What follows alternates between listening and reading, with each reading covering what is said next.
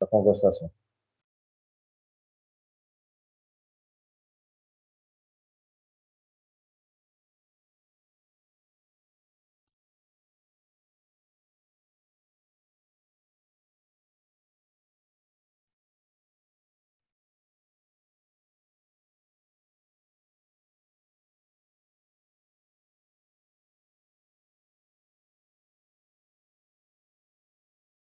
Donc, voilà, donc, je démarre l'enregistrement.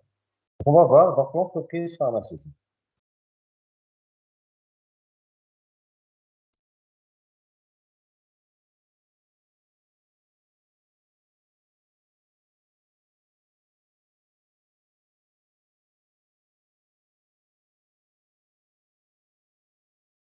S'il vous plaît.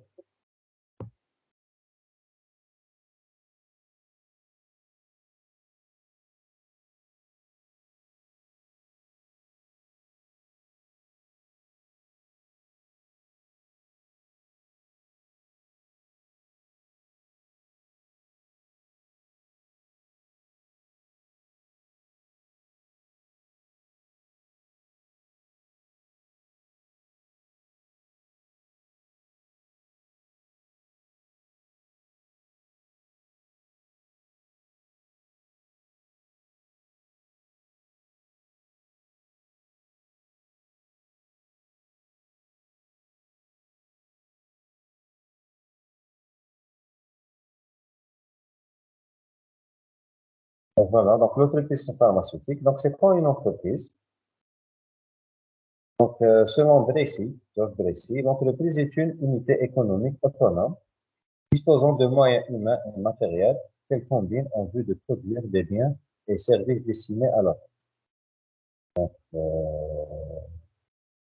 Voilà. Donc, vous voyez que l'entreprise, elle va produire soit un service, soit un produit qui sera destiné à la vente.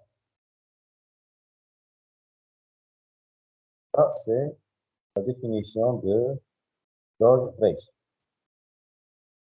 L'activité d'une entreprise peut être décomposée en deux phases distinctes. L'activité productive, c'est-à-dire la création de biens et de services. L'activité de répartition des richesses en contrepartie des biens ou de services. Donc là, une entreprise, qu'est-ce qu'elle va produire? Donc, elle doit produire soit un bien ou bien un service. Donc, je vais produire un bien, c'est-à-dire elle va produire un médicament. Produire un service, je vous donne un exemple clinique. Il y a un service de consultation.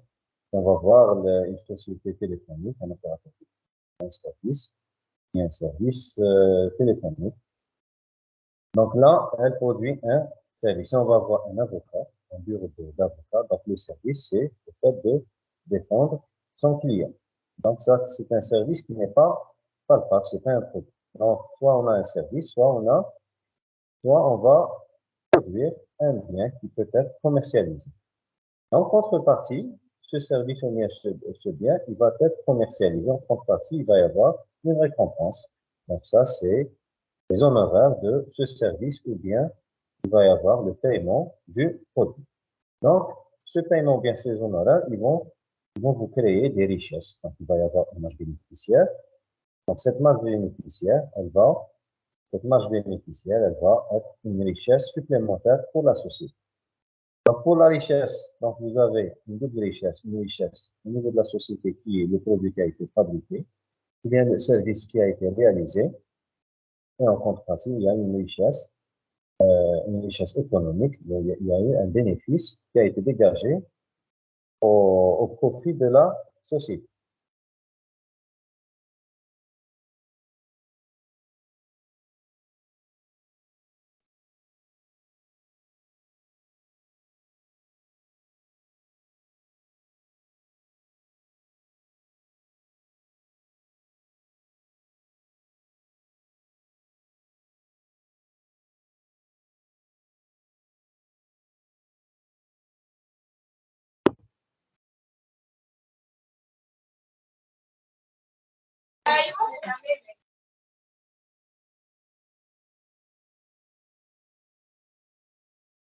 Donc, la quatrième planche,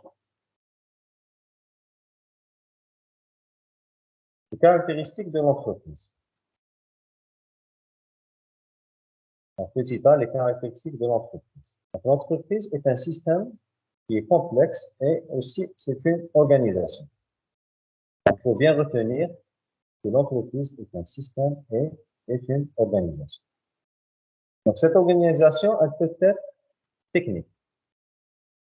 Donc l'organisation, elle peut être technique. Donc elle va produire des biens et des services. Aussi bien que cette organisation, elle peut être économique.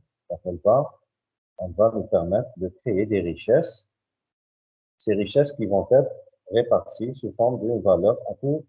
Donc les richesses, elles vont être bien sûr réparties au niveau de la société pour la masse salariale et en même temps pour l'entreprise qui peut être, on peut utiliser cette richesse pour le développement de l'entreprise.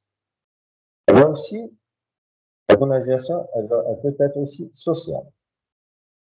Elle peut être aussi un centre de décision relativement autonome.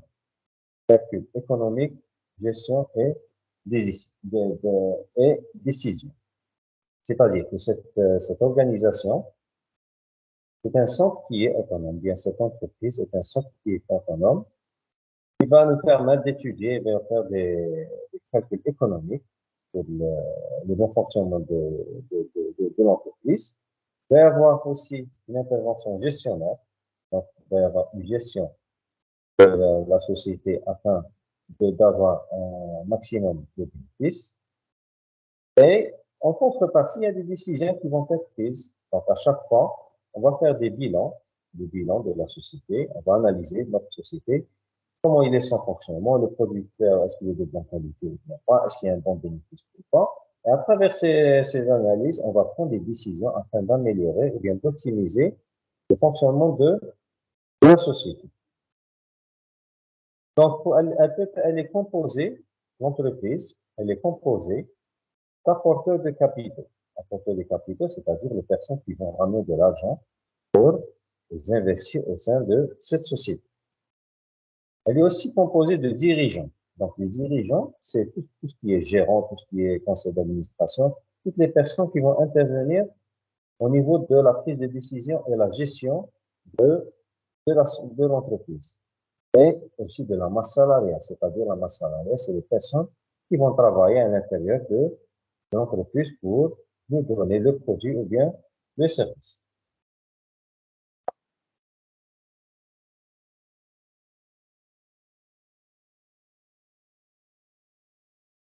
Petit b, après les caractéristiques de l'entreprise, on va voir les partenaires de l'entreprise. Donc, on va voir les partenaires de l'entreprise. Donc, pour les partenaires, vous avez le client. Donc, déjà, il y a le proverbe qui vous dit que le client, il est roi. Donc, le premier partenaire, c'est le client. Selon Patrick Drucker, qualifie le client de pilier de l'affaire dans la mesure où il est le seul à donner du travail à l'entreprise. Un client, l'entreprise n'existe pas. Donc, dans ce cas-là, il faut avoir un portefeuille client pour que l'entreprise travaille correctement et soit rentable. Donc, le but de l'entreprise, c'est de satisfaire les besoins du client et de les associer tout entière. Et de la société tout entière. Donc là, le but de l'entreprise, c'est en même temps de satisfaire les besoins du client et en même temps de satisfaire les besoins de la société. Parce que là, le besoin de la société, c'est le développement de la société, c'est de pouvoir payer toutes les créances, de pouvoir payer toute la masse salariale. Donc, là, on est obligé de développer un bon service ou bien un bon produit. En contrepartie, on aura un bénéfice qui est dégagé. Donc, ce bénéfice, il doit être considérable afin qu'on peut améliorer le fonctionnement de l'entreprise, payer la masse salariale de la société et de dégager des bénéfices. Parmi les partenaires de l'entreprise, vous avez les autres clients, les autres entreprises. D'autres entreprises, telles que les fournisseurs de matières premières. Donc, si vous avez une société de médicaments, de production de médicaments, donc vous allez acheter de la matière première, des principes actifs, des excipients, de l'emballage, etc. Donc, ça, c'est les partenaires de l'entreprise. Ici, vous avez les fournisseurs d'énergie tels que l'eau, l'électricité. Donc, les fournisseurs des installations. Donc, les installations, donc vous avez des équipements. Il y a des fournisseurs qui vont vous assurer, ou bien vous livrer cet équipement afin de pouvoir produire votre médicament. En contrepartie, il y a aussi un service après-vente.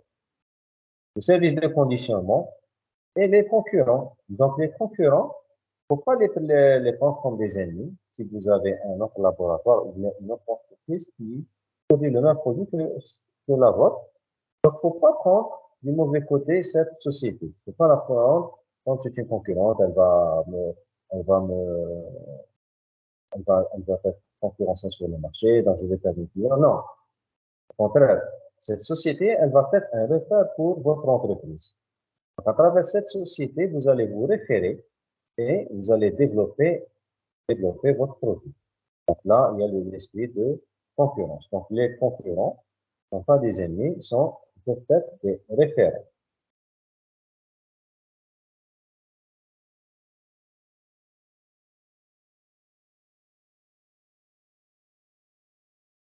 On va continuer.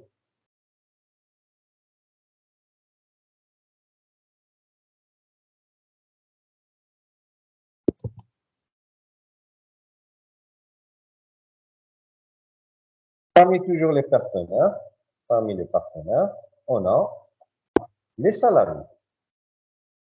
Donc les salariés peuvent être représentés par un syndicat. Donc si vous avez une grande entreprise où vous avez une masse salariale qui est très importante, automatiquement, il va y avoir un syndicat à l'intérieur qui représente cette masse salariale. Donc, en tant que gérant de la société ou bien patron de la société, vous ne pouvez pas être en communication avec, vous avez 500 salariés, vous pouvez être en communication avec les 500 salariés. Donc, vous allez discuter avec le représentant de cette masse salariale. Donc, ils ont un impact sur le prix de revient du produit et de sa qualité. Bien sûr, la masse salariale, c'est une charge qui est très importante pour la société. Imaginez que vous avez 500 employés et chaque employé, il touche un salaire de 30 000 dinars. Donc, vous voyez que vous avez dépensé presque 15 millions de dinars, c'est-à-dire 1,5 milliard chaque mois sur vos salariés. Ils suivent de près le développement de l'entreprise et les décisions prises par sa dernière. Donc, toute décision prise par la société, elle a un impact direct sur la masse salariale. Donc, tel que le règlement intérieur, afin d'optimiser le fonctionnement et le fonctionnement de l'intérieur de la société. Donc, on peut baliser notre société à l'intérieur par un règlement intérieur afin de discipliner notre masse salariale. Donc, s'il y a un produit sur le fonctionnement du salarié, donc on peut le corriger par des notes. Et là, la masse salariale, elle suit de près le développement de l'entreprise. Les banques, elles peuvent être le financement principal de votre société. Donc la banque, elle est là. On a deux volets sur le système bancaire. Donc vous avez le volet comptable, c'est-à-dire si vous allez payer vos fournisseurs, donc vous n'allez pas s'amuser à payer vos fournisseurs par des liquidités, en espèces. Donc il va y avoir soit des virements bancaires, si vous allez payer votre fournisseur par des chèques, donc il y aura des transactions bancaires. Donc ça, sur le volet créances et transactions. Il y a un deuxième point sur le volet financement. Donc la banque, on peut accompagner la société en optimisant le fonds de roulement de la société. Donc, on peut dégager un crédit pour la société afin d'améliorer le développement et d'assurer les créances de la société. L'administration. Toutes les administrations, c'est des partenaires de la société. Donc, vous avez les pouvoirs publics, tels que l'État, et les collectivités locales, tels que les impôts, les taxes à payer, les organismes de sécurité sociale tels que la CNAS. Donc là, vous allez payer aussi les cotisations de la masse salariale. Donc, vous êtes en lien direct avec ces organismes. Donc, ces organismes, c'est des partenaires de la société. Il y a d'autres acteurs, tels que les investisseurs. Donc, les investisseurs, des fois, il y a une société qui est en activité et qui veut agrandir son chiffre d'affaires ou bien établir une extension de la société. Je vous donne un petit exemple. Donc, vous avez une société de production de médicaments. Vous avez une seule ligne, vous faites la production de médicaments en sèche, donc les comprimés, les gélules, et vous voulez investir, sur les injectables afin d'agrandir votre marché et la gamme de vos produits. Donc là, vous n'avez pas assez d'argent, donc vous pouvez faire un appel aux investisseurs. Donc il y a d'autres personnes qui développent un contrat société en tant qu'actionnaire afin d'améliorer, afin plutôt d'assurer l'extension de la société et de lancer cette forme injectable. Vous avez le public qui est la population, vous avez les associations, donc on est toujours, c'est des partenaires, les associations. Donc là, il y a des fois des aides humanitaires, donc là, la société, elle va intervenir en aide humanitaire à des associations afin d'aider la population. Et en contrepartie, cette société, il va y avoir de la publicité, donc tout le monde va connaître cette société, elle a aidé cette population. Je vous donne un petit exemple. Lors de la crise du Covid, il y a eu beaucoup de sociétés qui ont donné des dons. D'autres, ils ont donné, lorsqu'il y avait la pénurie d'oxygène, ils ont fait des dons de centrales de production d'oxygène. D'autres, ils ont fait des achats de régénérateurs d'oxygène, ou bien des extracteurs d'oxygène.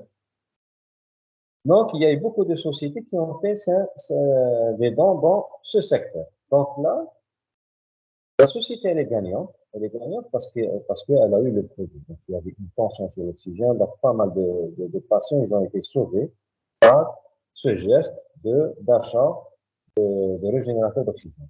En parallèle, la société, elle est gagnante sur le plan publicitaire, c'est-à-dire la réputation.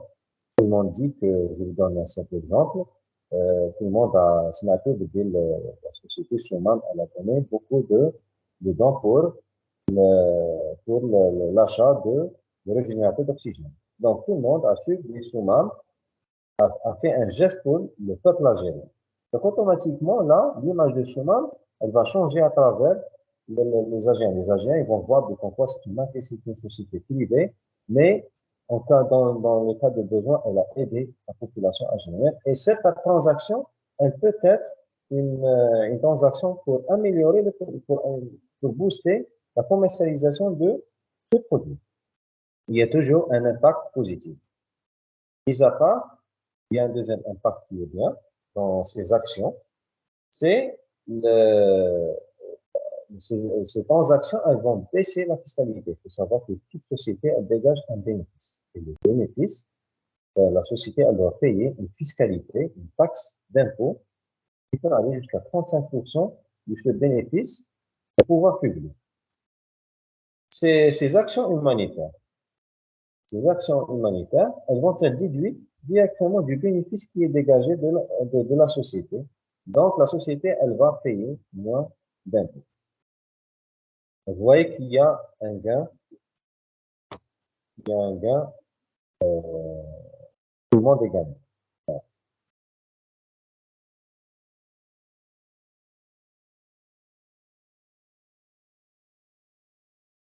Maintenant, on va voir le tisser la différence entre l'entreprise et l'établissement. Donc, je m'appelle toujours, il y a un établissement, il y a des entreprises. Un établissement peut être une usine, une agence commerciale, un laboratoire, un entrepôt, qui ne constituent pas eux seuls des entreprises, mais une simple unité technique au sein de l'entreprise. Donc, l'établissement, c'est-à-dire, si on va prendre une entreprise, elle peut être divisée en plusieurs établissements. Donc, l'entreprise regroupe plusieurs établissements. La différence entre l'entreprise et l'administration. Donc, l'entreprise réalise une production marchande, donc un produit qui peut être commercialisé. Les administrations publiques telles que le ministère, les collectivités locales, et les administrations privées telles que les associations et les syndicats produisent des services non marchands. Donc, ces services ne peuvent pas être commercialisés. Donc, ça, la différence entre l'entreprise et l'administration. Donc, maintenant, on va voir l'évolution de l'entreprise l'évolution de l'entreprise à travers l'État. Donc là, je vous pose une question. Est-ce que vous avez des questions? Est-ce que vous avez des questions?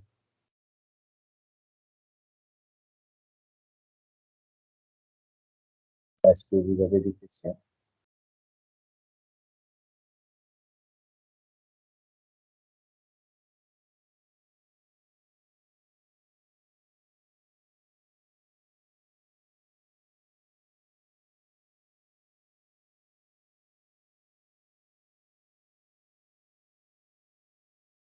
Donc, vous arrivez à m'entendre?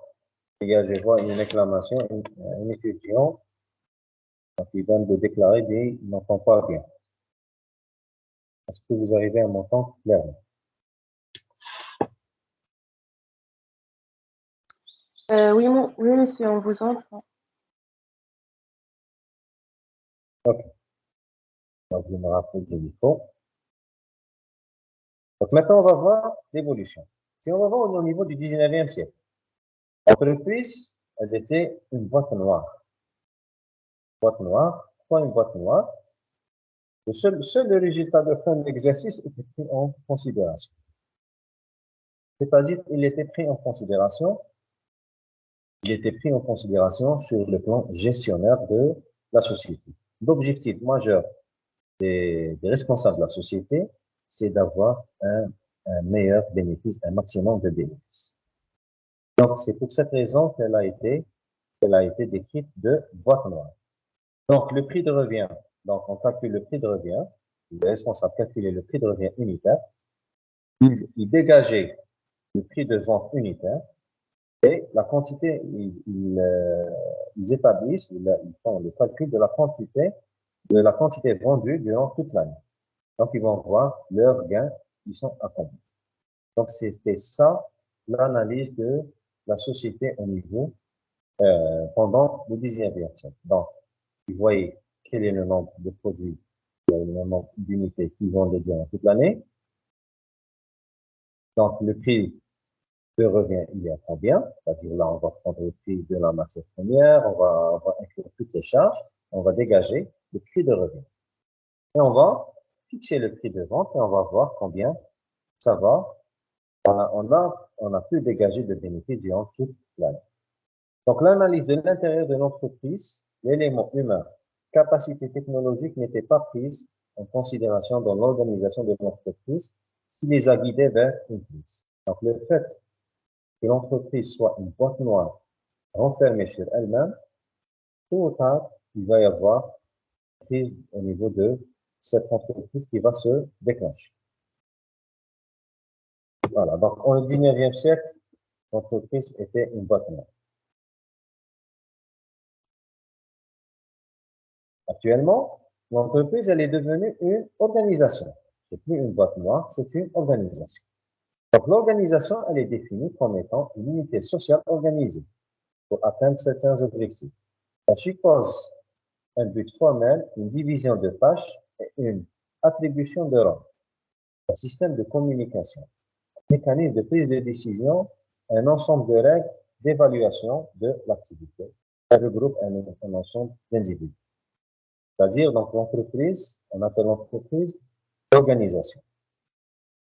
Donc, l'organisation, elle est composée d'individus. Donc, vous avez toute une cascade de personnel qui travaille au sein de cette unité. Donc, si on l'appelle unité sociale organisée. Donc, ces personnels, chaque personne, elle a une tâche bien définie. Donc, si on va prendre une unité de production de médicaments, vous avez le directeur technique qui va chapeauter plusieurs directeurs techniques de production, qui va chapeauter plusieurs agents. Donc, vous avez des agents qui vont faire la préparation, des agents responsables du conditionnement, vous avez des, des, des manutentionnaires, vous avez des ouvriers, des simples ouvriers qui travaillent à l'intérieur. Donc, chaque personne, elle a une tâche. Chaque personne, elle a un rôle au sein de cette société. Et pour pouvoir gérer ces tâches, il faut un système de communication. tous ces personnels, il faut un système de communication, un mécanisme de prise de décision. Donc, des fois, vous allez voir qu'il y a des failles à l'intérieur de votre société. Donc, les responsables vont prendre des décisions afin de gérer ces failles. Un ensemble de règles d'évaluation de l'activité.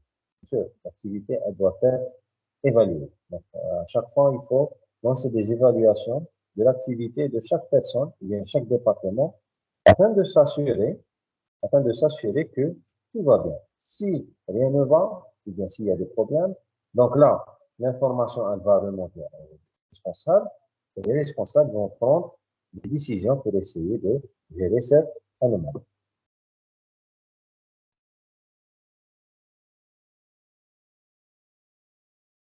Donc, cette organisation, lui faut des structures de procédures, de communication et de contrôle pour coordonner les tâches et le travail des individus, que je venais de dire.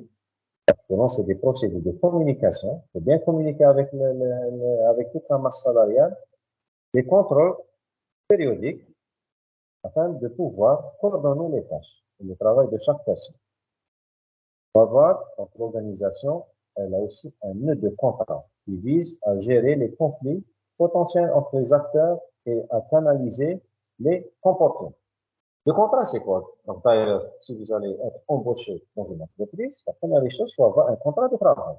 Donc, le contrat de travail, c'est un accord entre les deux parties. Donc, qui va citer les devoirs, les obligations de chaque personne et les droits de chaque personne. Donc, les devoirs, les obligations, les droits de l'entreprise et les devoirs et les obligations, droits de l'employé.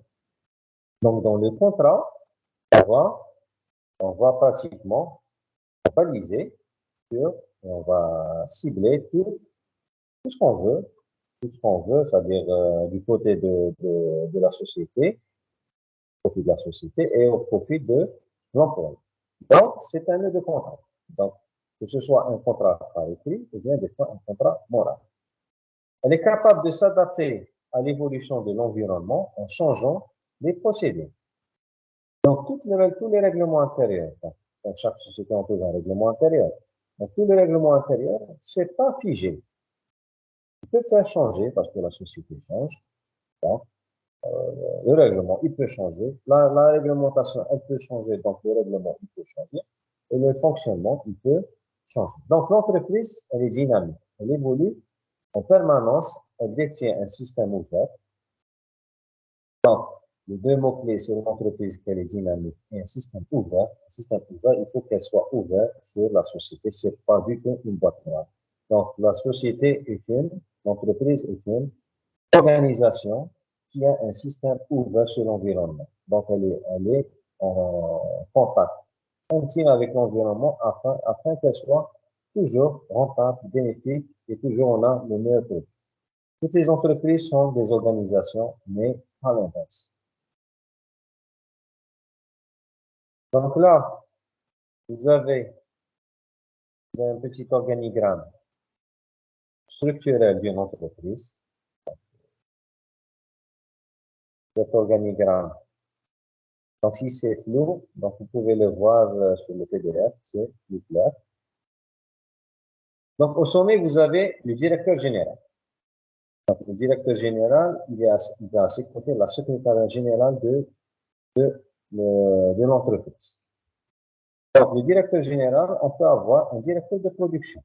Donc, imaginez que vous avez une société de production de n'importe quel produit ou bien de médicaments. Donc, le directeur de production. Donc, le directeur de production, il est responsable sur la production.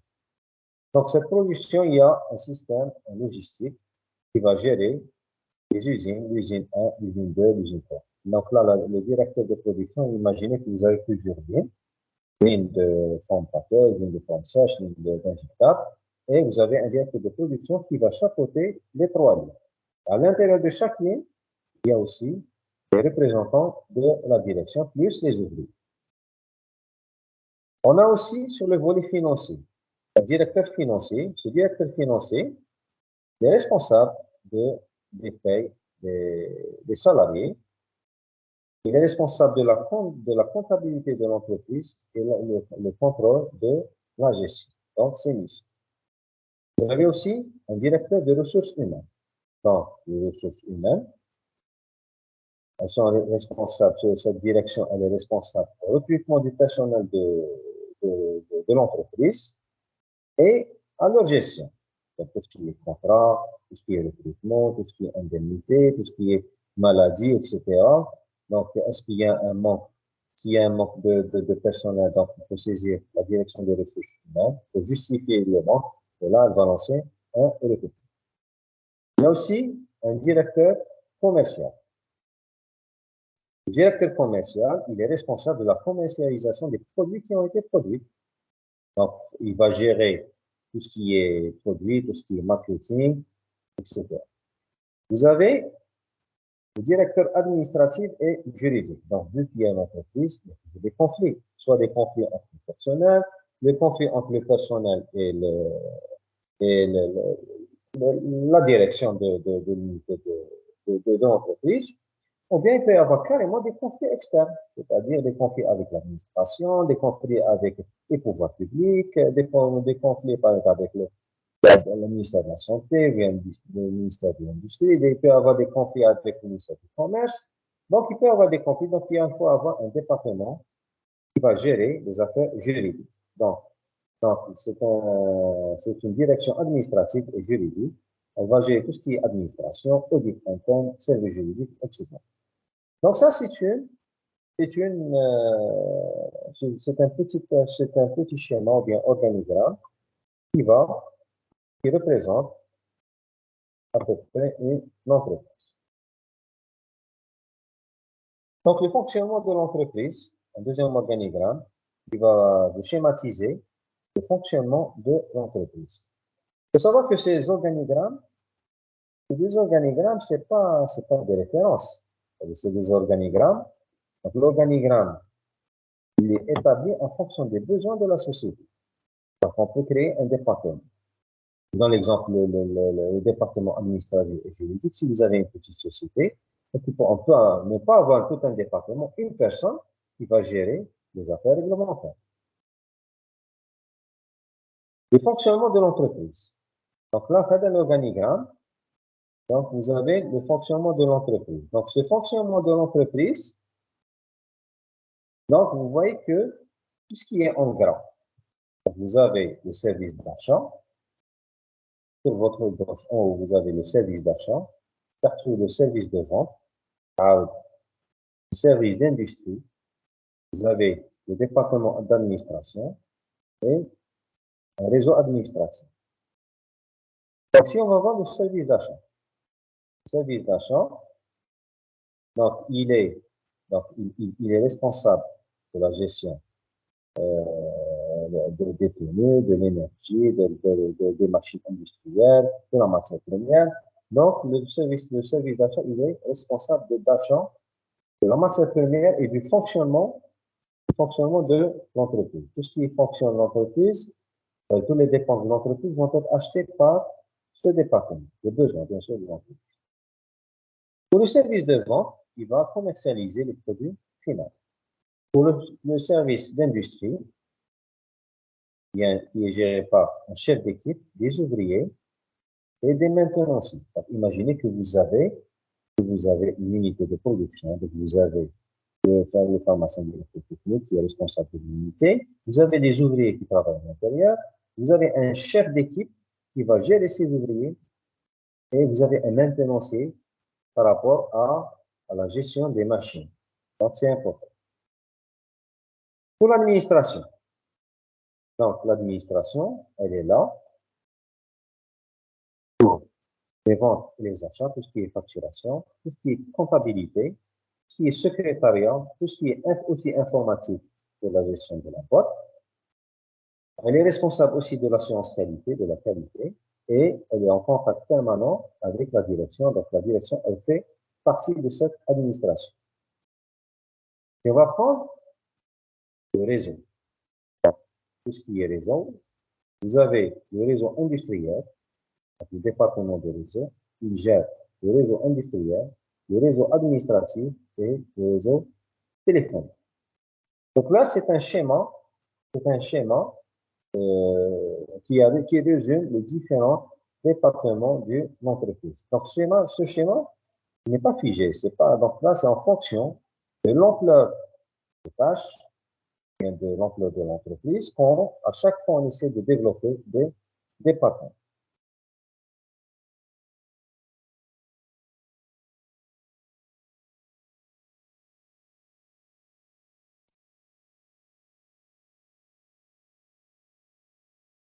Donc, on avait dit que l'entreprise est une organisation. Maintenant, on va dire que l'entreprise, c'est tout un système. Donc, l'entreprise est un système. Donc, défini en 1951 par Ludwig von Bertalanffy comme un ensemble d'éléments en interaction. Donc, c'est un système qui contient un ensemble d'éléments qui est toujours en interaction. Donc, le type de système, il peut être ouvert. Donc, l'entreprise, elle peut être ouverte sur un système, elle peut avoir un système ouvert sur l'environnement. Elle est en relation permanente avec son environnement. Ou bien, elle peut avoir un système fermé. Donc, fermé, il n'y a pas d'échange avec le monde extérieur. Et là, on devient au système de la porte noire. C'est très mauvais pour une entreprise.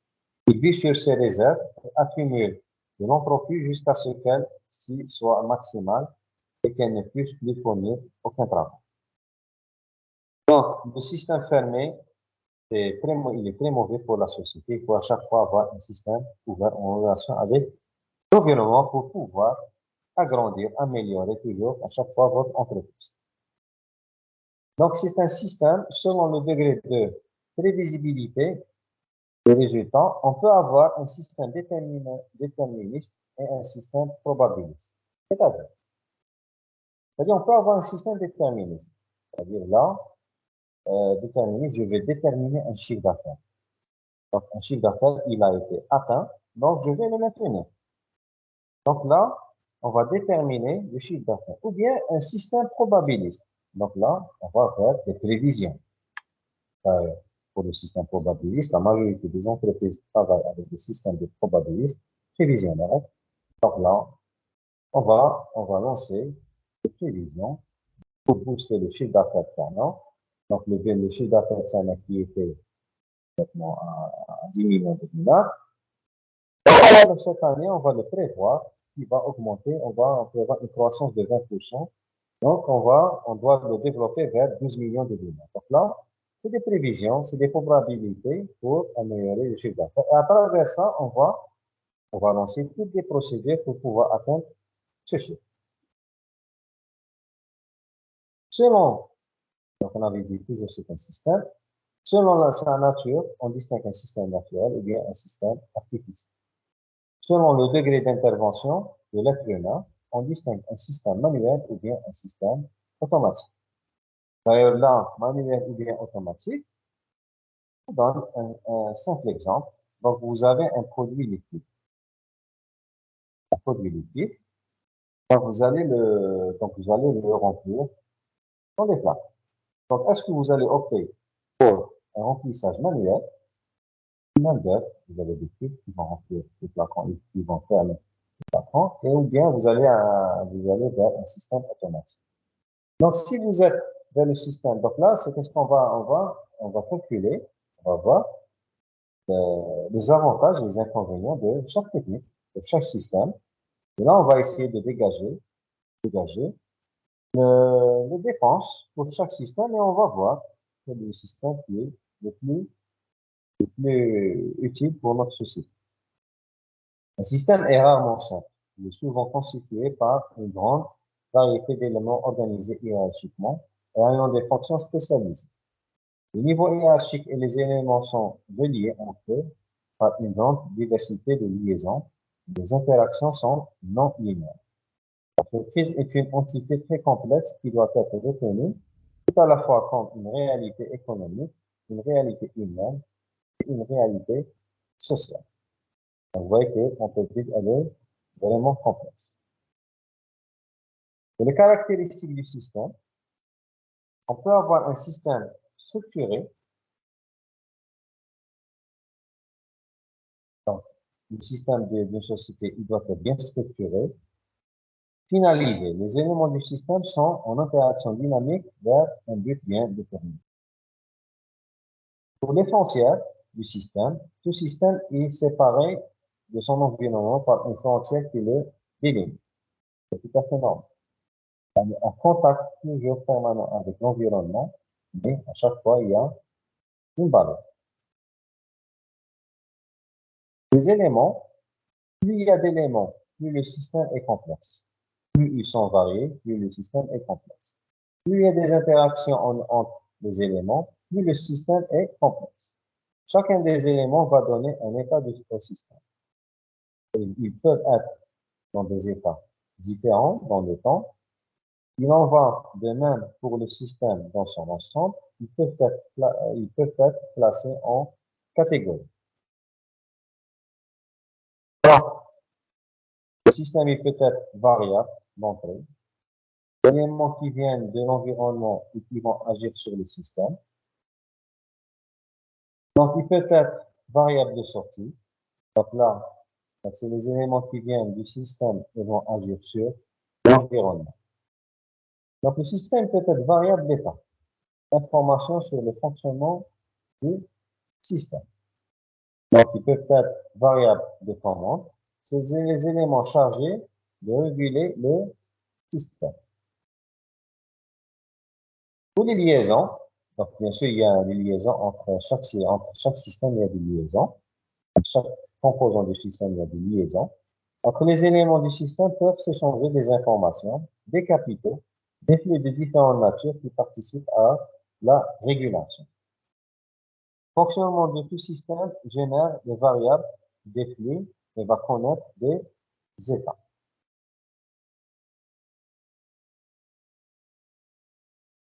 Donc, vous avez là un schéma qui résume le système de pilotage d'une entreprise.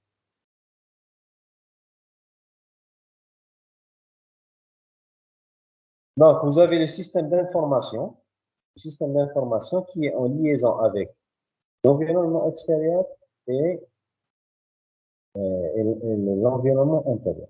Donc, le système d'information, il va ramener l'information de l'extérieur, puis il va donner l'information vers l'extérieur. Donc, l'influence, elle est des deux côtés. Donc, le monde extérieur, il va influencer notre système d'information, il va influencer notre entreprise, et l'entreprise, elle va influencer l'environnement. Donc, le système d'information, il y a un impact du système d'information sur le système de pilotage.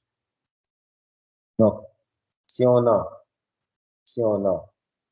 des informations de l'environnement, par exemple, je vous donne un simple exemple, on vient d'apprendre qu'il y a une société qui fabrique le même produit avec un meilleur emballage, etc.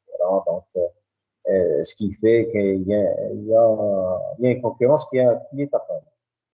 Donc, cette information, elle va être récupérée par le système d'information de l'entreprise qui va la transférer vers le système de pilotage. Donc, le système de pilotage, c'est chez les directions qui vont gérer cette boîte afin de revoir notre produit pour toujours garantir une meilleure vente. Donc, une fois l'information elle a été parachutée vers le système de pilotage, il va y avoir des prises de décision. Donc, cette prise de décision, elle va être transformée en information vers le système d'information qui va la diffuser vers le système des opérateurs, c'est-à-dire les opérateurs qui vont travailler à l'intérieur de la société. Aussi, les opérateurs, le système des opérateurs, ils peuvent aussi donner de l'information au système d'information qui va les transmettre vers le système de pilotage. Donc, si vous avez des failles au niveau opérationnel, l'information va remonter jusqu'au système de pilotage et là aussi, il va y avoir des prises de décision. Donc, la décision, elle va être exécutée par le système des opérateurs. Donc, vous voyez que l'échange d'informations, comment il se fait à l'intérieur de l'entreprise. Donc, de la direction vers la base des opérateurs, elle remonte et elle descend, et de l'environnement vers l'intérieur de la société. En conclusion, l'entreprise ne s'arrête pas de changer. C'est une unité sociale organisée pour atteindre un certain objectif. Elle suppose un but formel, une division de tâches et une attribution des rôles. Donc, elle suppose un but formel, une division de tâches et une attribution des rôles. Un système de communication, un mécanisme de prise de décision et un ensemble de règles d'évaluation de l'activité. Donc, tout ce qu'on venait de dire, il est résumé sur cette conclusion. Donc, c'est une unité sociale organisée. Bien sûr, elle a un but bien précis. Elle suppose un but formel, c'est une division de tâches, une attribution de rôles. Donc, chaque personne, elle a sa tâche et chaque personne, elle a son rôle. C'est un système de communication. Donc, la communication, elle est du monde extérieur vers le monde intérieur ou bien l'ouvrier vers la direction. Un mécanisme de prise de décision. Donc, c'est la direction qui va prendre des décisions. Et un ensemble de règles d'évaluation de l'activité. Donc, à chaque fois, il y a des évaluations qui vont nous permettre de gérer notre. Voilà, donc un autre schéma de l'entreprise. Donc, l'entreprise, elle a un impact sur, il y a des échanges, c'est-à-dire elle a un impact sur le volet judiciaire et la justice, elle a un impact sur l'entreprise. C'est-à-dire l'entreprise, il y a des textes réglementaires et l'entreprise, elle doit les respecter. Et des fois, il y a des entreprises, elles peuvent influencer les pouvoirs publics pour qu'il y aura des modifications de textes réglementaires. Des fois, s'il y a des entreprises qui trouvent des handicaps juridiques, donc il peut y avoir des plaintes, il peut y avoir beaucoup de choses qui vont changer la réglementation. L'entreprise, elle a un impact politique. On va prendre l'objectif majeur de l'Algérie, c'est de baisser la facture d'importation du médicament. Donc, les pouvoirs publics, ils mettent tous les paquets afin de faire baisser la facture d'importation du médicament. Donc, les pouvoirs publics, ils vont lancer tout un système, toute une cascade, toutes des stratégies d'un lancement économique, donc qui va permettre la création des entreprises. Et ces entreprises, elles ont besoin d'aide, de soutien des pouvoirs publics. Donc, ces entreprises, elles peuvent aussi être un impact sur la politique de l'État. L'entreprise, elle a un impact économique. Bien sûr, si on va produire beaucoup de produits, donc il va y avoir une croissance économique. L'entreprise, elle a un impact socio-culturel. Le fait de ramener de nouvelles technologies, le fait de ramener de nouveaux produits, donc on va améliorer le niveau de vie du citoyen. Donc, l'entreprise, elle a un impact socio-culturel. L'entreprise, elle a un impact technologique. On fabrique des médicaments, donc elle est en liaison directe avec l'université et le laboratoire de recherche. Donc, elle peut financer carrément ces laboratoires de recherche qui peuvent développer une nouvelle molécule qui sera bénéfique pour l'entreprise et pour la société. Aussi, elle a un impact écologique, bien sûr, elle est là. Donc, c'est pour une bonne écologie, pour la prévention de l'environnement. Donc là, aussi, je vous donne un petit organigramme concernant l'organigramme gestionnaire d'une entreprise. Vous avez toujours un directeur du site industriel. Donc, le directeur du site industriel, il est en liaison directe, il est sur la responsabilité de la direction de la production.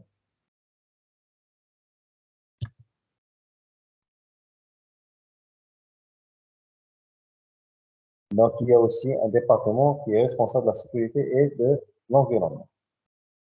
Donc, la direction de la production est responsable sur le logistique, sur la fabrication, et aussi le responsable de laboratoire de qualité. Donc, le responsable de logistique, il est responsable sur le planning de production, sur les achats industriels et sur le magasin. D'accord? Les trois, ils sont responsables sur les techniciens logistiques.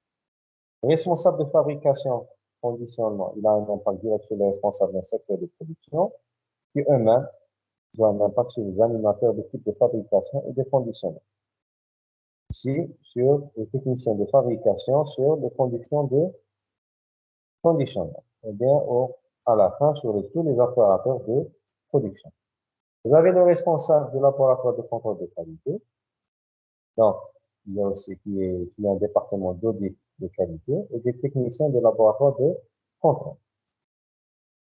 Et de Camel, ils peuvent agir sont responsables sur plutôt la direction de production, elle est aussi responsable sur la maintenance, sur les méthodes, validation des méthodes de production, bien les méthodes de contrôle, et les techniciens de maintenance. Donc ça, c'est un petit schéma qui résume aussi les différents départements de la production.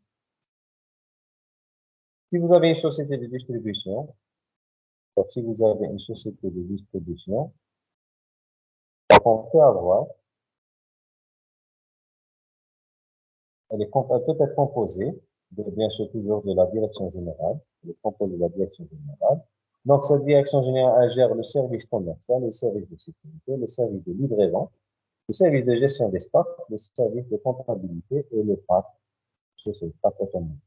Le service commercial, il a un impact sur la vente et les réclamations. Ici, il a un impact sur le service commercial d'approvisionnement. Donc là, c'est les achats. Ils vont acheter auprès des laboratoires de médicaments qui vont les commercialiser au niveau des officines ou bien des structures hospitalières. Donc, vous avez aussi le service de gestion de stock qui a un impact bien qui gère le magasin, qui gère aussi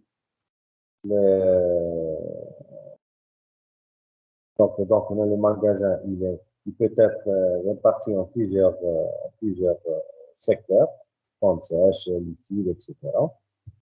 Donc, le service comptable, là, il gère le service de recouvrement, tout ce qui est créance, et bien sûr, le service des ressources humaines. Donc, ça, c'est un petit schéma concernant une société de distribution. Voilà, donc, en résumant, vous avez une dernière photo, une dernière planche, que l'entreprise, elle est toujours en contact avec l'environnement. Donc, il faut toujours avoir un système ouvert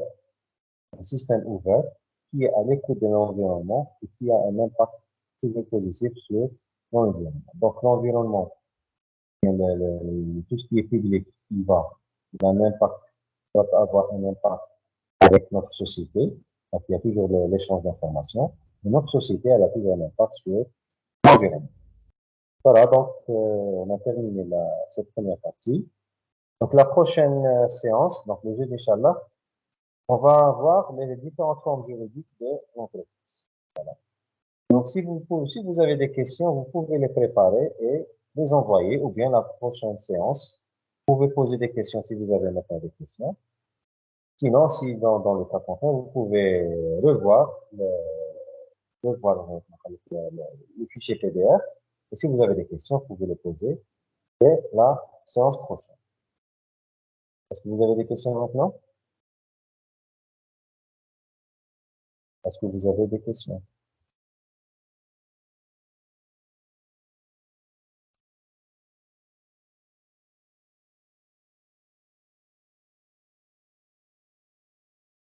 Voilà, donc j'espère que c'était clair pour tout le monde.